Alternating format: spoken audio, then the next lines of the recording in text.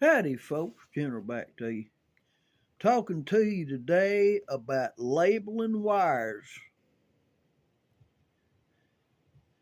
It's very important never to cut a wire that's hooked up to something without labeling at least where it came from. Because 9 times out of 10, you're going to have to put that wire back on that spot. And if there's 2 or 3 wires there, even 2 wires, you can get your polarities wrong, hook it up and burn something up just for not knowing. So here's what you do. If you don't have any labels, make some or write on the wire. Or what I've done in the past is take a piece of paper and write a number on it or the position where it was taken off. Like say you've got something other, set it up clockwise, put CW at the top of the paper, just write it small, and then put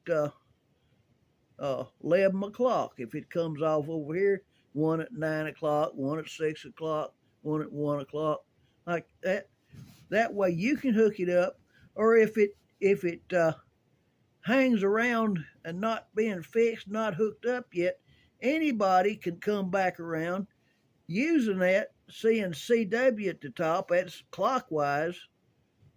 And if it's got different clocks or times written down, and you just like 11:00, well, that's 11 o'clock. See what I mean? So you can do that, put the little piece of paper on there and a little piece of clear tape on it, and it's labeled. If it's bigger wire, get you some white out. You know, the correction fluid pins, I think you get 2 of them for about $4 in a pack. And Dollar Tree has got some that are real good. And I think there's 2 of them in a package for $1. Well, I think they've gone up to $1.25 now, but what the heck, you know. Now let me tell you about whiteout.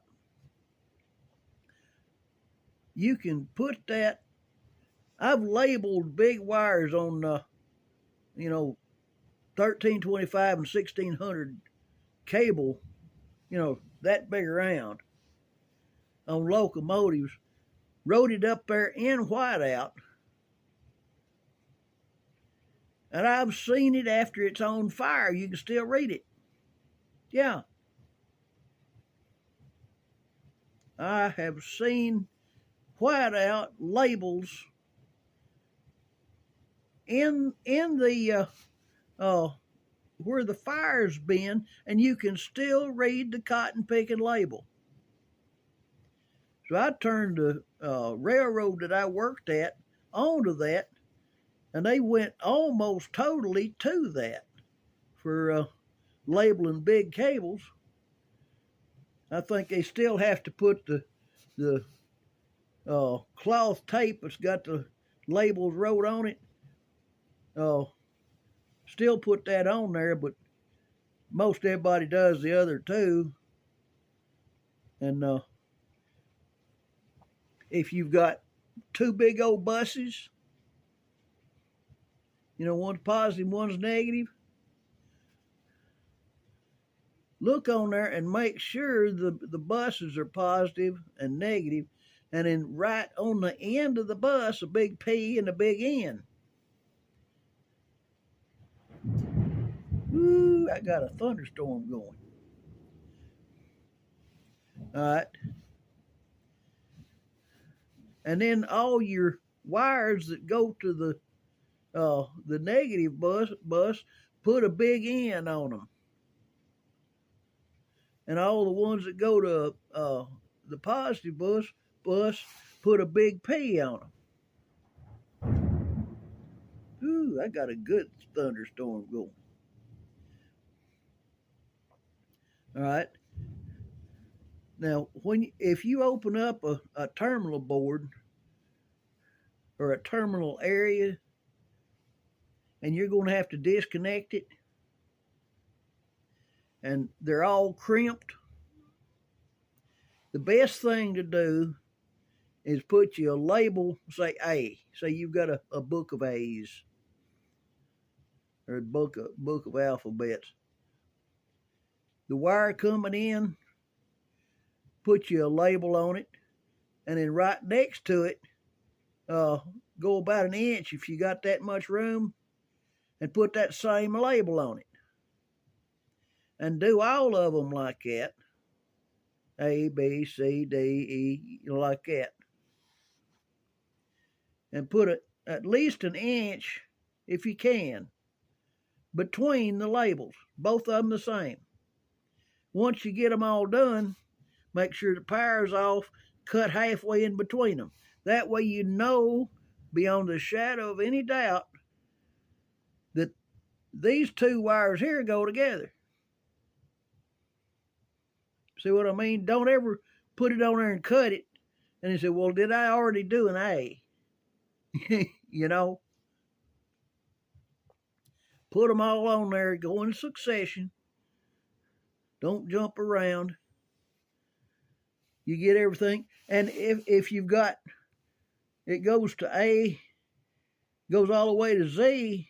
If you've got a 1, go back through it again, put A1, B1, C1. Well, you can get another 26 letters, another 26 wires by putting a 1 on there. Just make sure that when you put it on there, it's not going to come off.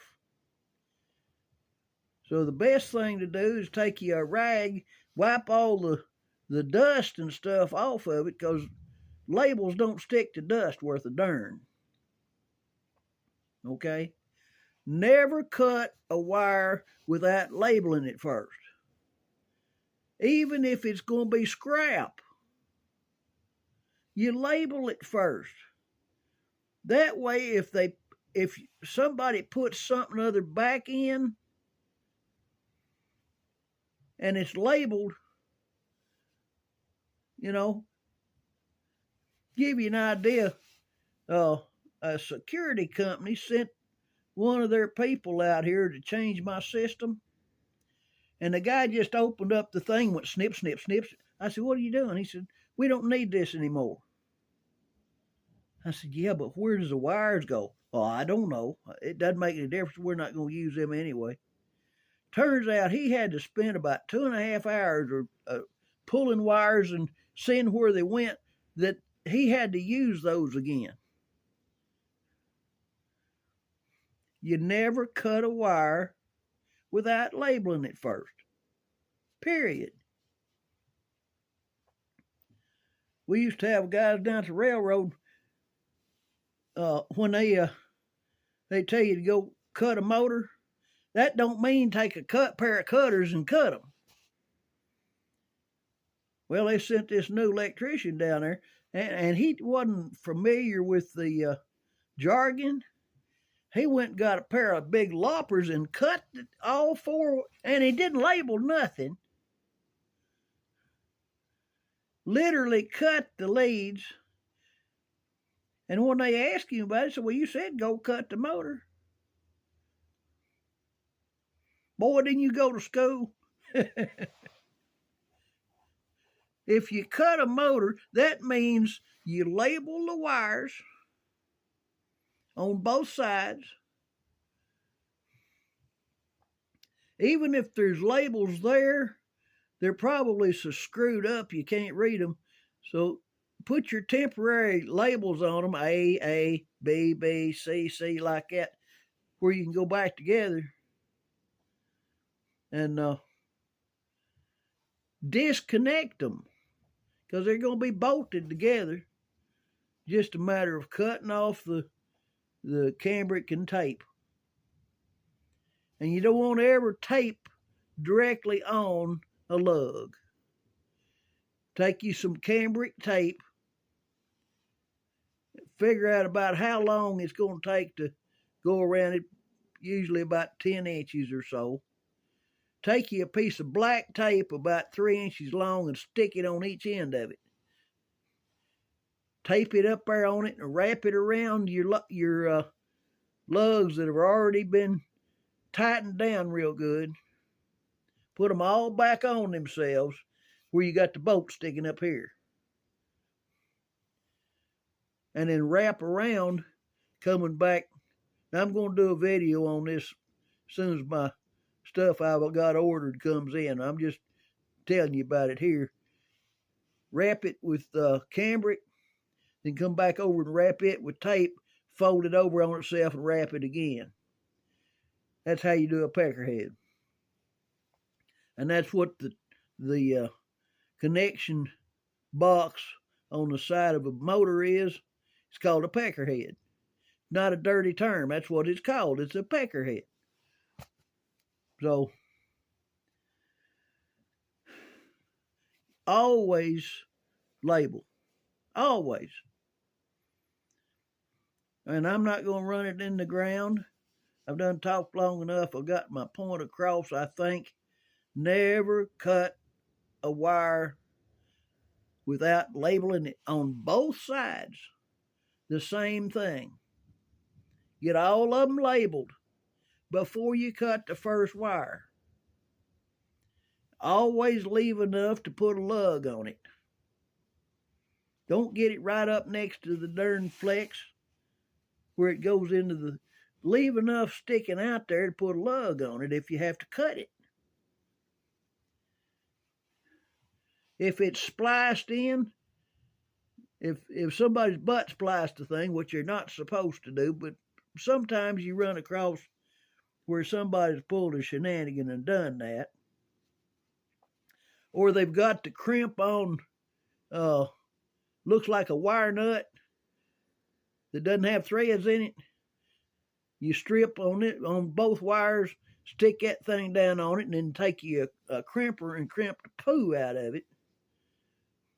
And it still looks like a slick wire nut up there. And 2 leads going in it like that. And then they tape that. Okay, here's something else. If you don't have any cambric tape, and cambric is a yellow, orange,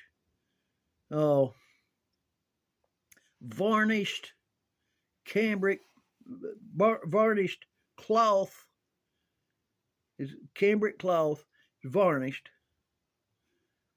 Very good insulator. If you don't have any of that, and none's available to get, start your tape up here, okay, up on the leads a little ways, and then turn the tape upside down and stick it up on there where it's, wrap it on there where you're overlapping so the sticky part is up and there's no stickum. There's no stickum on the part that you're putting on the lug.